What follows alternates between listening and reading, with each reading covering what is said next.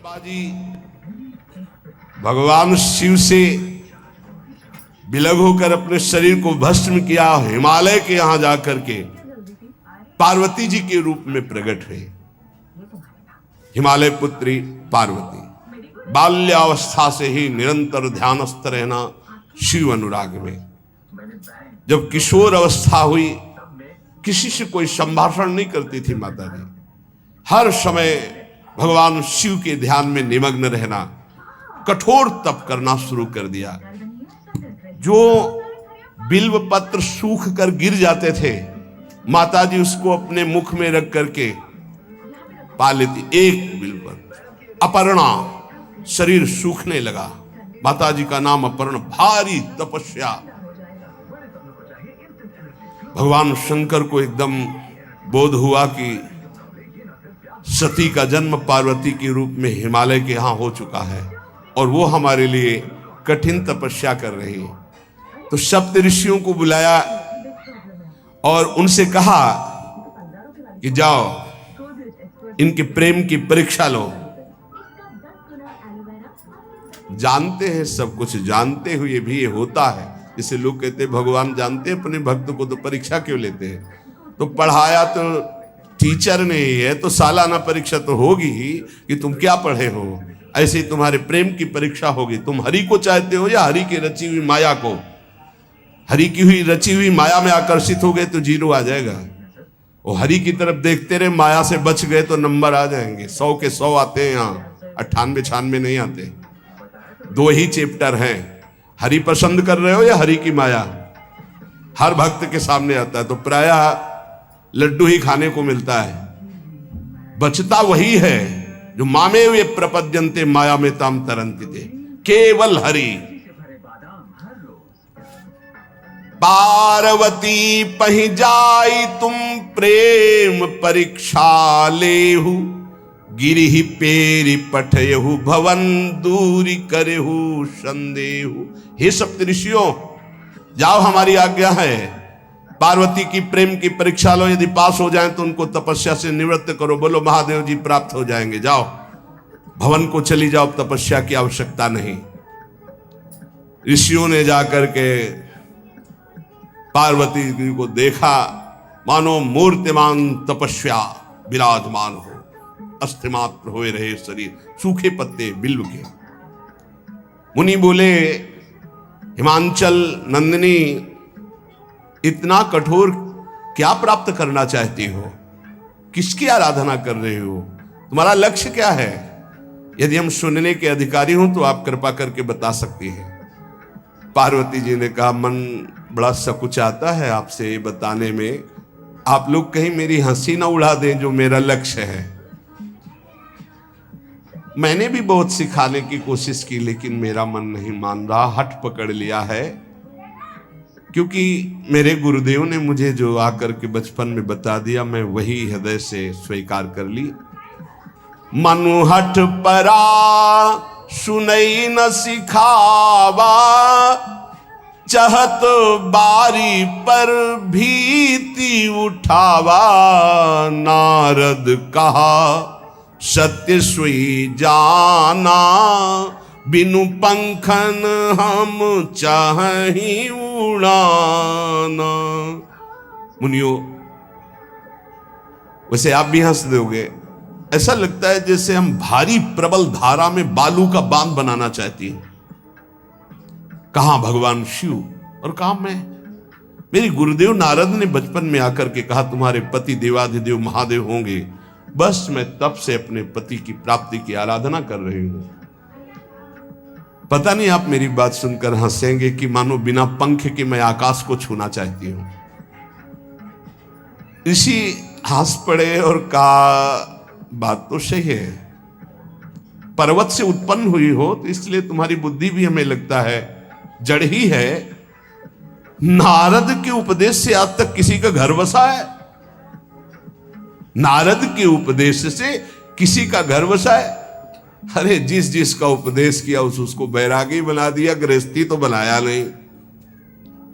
नारद उपदेश सुनकर किसी का घर बसा हो ऐसा तक प्रमाण नहीं है। देखो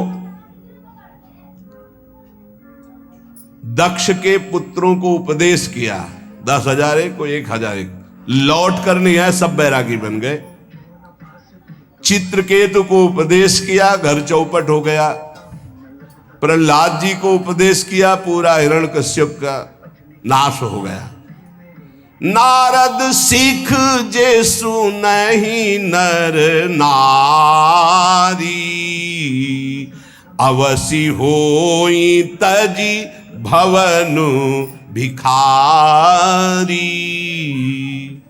तुम्हारे गुरु नारद जी की जो सीख सुना बर्बाद हो गया, बाबा जी बन गया, भजनानंदी बन गया। वैसे हम बताएं, नारद जी हैं बड़े कपटी, ऊपर से साधु का चिन्ह है, अंदर से कपट। क्या कपट? उसके संसार का नाश कर देते हैं, भगवान से जोड़ देते हैं। मुझे नारद जी की बात कम समझ में आती है। ये उल्टा बोल रहे ऋषि परीक्षा के लिए, गुरु निष्ठा हटाने के लिए, समझ रहे हो? पार्वती जी ने कहा बचपन में मेरे गुरुदेव ने बता दिया, वही मैं। नारद जी की बात आज तक घर किसका? जो नर नारी नारद की बात सुने भवन त्याग करके भिखारी बन गया, प्रमाण है। उनके वचनों पर तुम विश्वास मान रही हो। महादेव जी को पति निर्गुण नीलाज कुबेश कपाली, अकुल अगेह दिगंबर ब्याली। नारद जी ने तुम्हें भगवान शिव को पति बिल्कुल निर्गुण समझो। निर्गुण का मतलब दूसरा भी अर्थ होता है और एक अर्थ होता है कि कोई गुण नहीं। नीलाज, नंगे धड़ंगे घूमते कभी कभी। दिगंबर, कोई लज्जा नहीं। कुबेश, भाई सुंदर मुकुट लगाए हो, पोशाक पहने हो, नहीं, चिता की भस्म लगाए, मुंडों की माला पहने, बहुत बाघंबर डाल लिया, ये कुबेश है।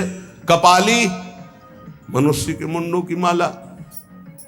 अकुल, आज तक कोई पता नहीं लगा कि किस कुल के हैं महादेव जी, क्योंकि सब कुलों के मूल है, मूल का मूल वही है, उनके मूल कोई है नहीं। अगेह, एक दीवाल नहीं है, 60,000 योजन का एक बरगद का पेड़ है, उसी के नीचे रहते। 60,000 योजन, 1 योजन 4 कोस, 1 कोस 3 किलोमीटर। कितना बड़ा वटवृक्ष? कैलाश में एक वटवृक्ष जिसके नीचे रहते 60,000 योजन का। 6 ऋतुएं शोभा देती उसी वटवृक्ष के। और कोई घर तो है नहीं महादेव जी के। और आभूषण भूल मत करना, बड़े बड़े विषैले सांपों का आभूषण कोई सोना चांदी नहीं पहनते महादेव जी। हमें लगता है ऐसा दूल्हा के लिए ऐसा तप।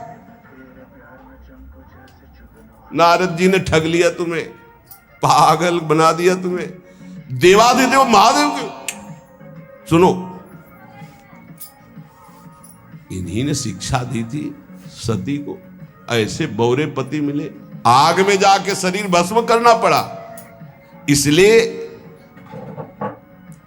हम तुम्हें बता रहे हैं कि बहुत सुंदर दूल्हा हम देख के आए हैं। हम जान गए थे कि तुम तपस्या कर रही हो। हरि का नाम सुना? बैकुंठ में रहते, बहुत सुंदर हरि है।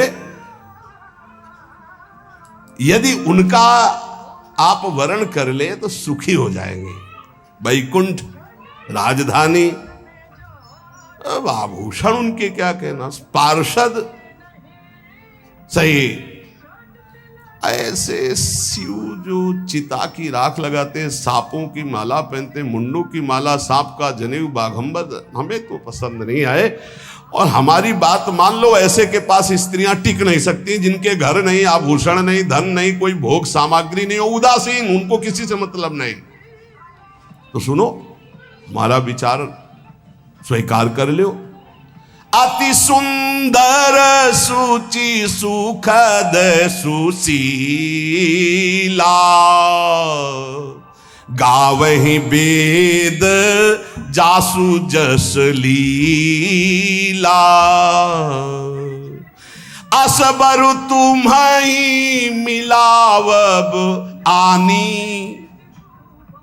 बहुत सुंदर त्रिभुवनपति, बड़े सुशील गुणवान।